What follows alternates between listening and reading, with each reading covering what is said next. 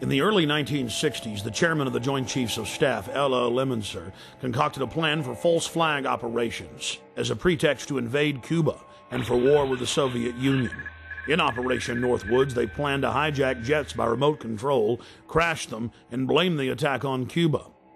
There were many other terrorist attacks they planned to carry out that were contained within the document.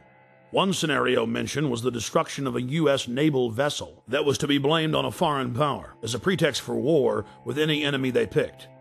President Lyndon Baines Johnson went operational with Northwoods on June 8, 1967 during the Six-Day War.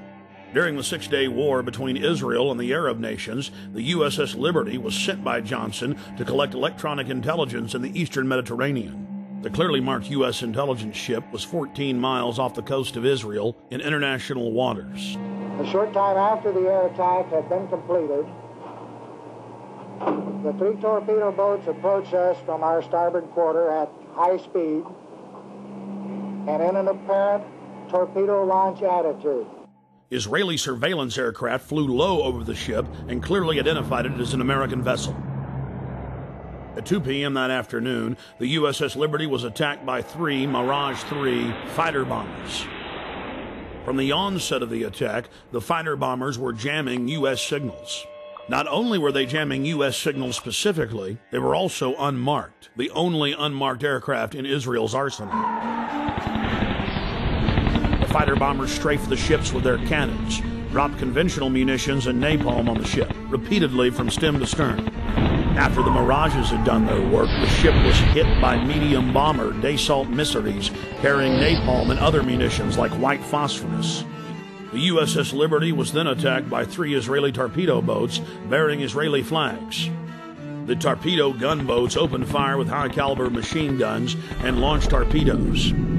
A single torpedo struck the ship, blowing a hole in both sides, entering the ship and leaving a 30-foot exit hole when it exploded. Then the torpedo boats began strafing life rafts in the water, an international war crime. While all of this was happening, the oversized American flag flew clearly above the ship. The attack on the Liberty went on for hour after hour after hour.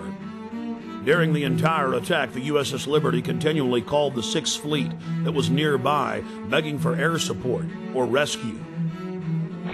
2 aircraft carriers in the Med responded by launching fighter aircraft. Unbelievably, they were recalled by the White House. Rear Admiral Geist, then commanding the carriers in the Sixth Fleet, called Washington personally to confirm the recall order.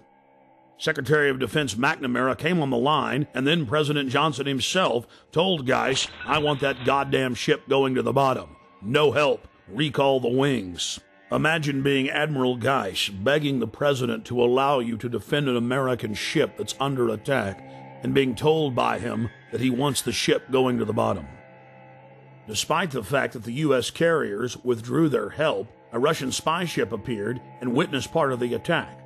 After 3 hours into the attack, the Israelis withdrew because there were witnesses, allowing the damaged USS Liberty to limp to safety. 40 years after the attack on the USS Liberty, we know exactly what happened.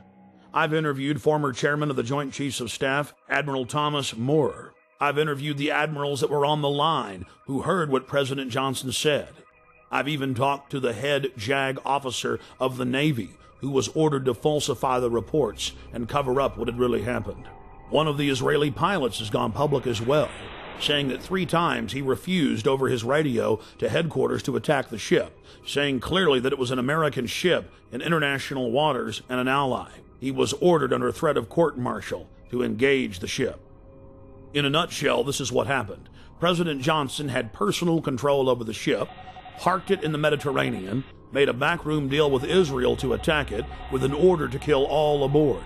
Then the attack on the ship was to be blamed on Egypt. The U.S. would enter the war and take over the entire Middle East.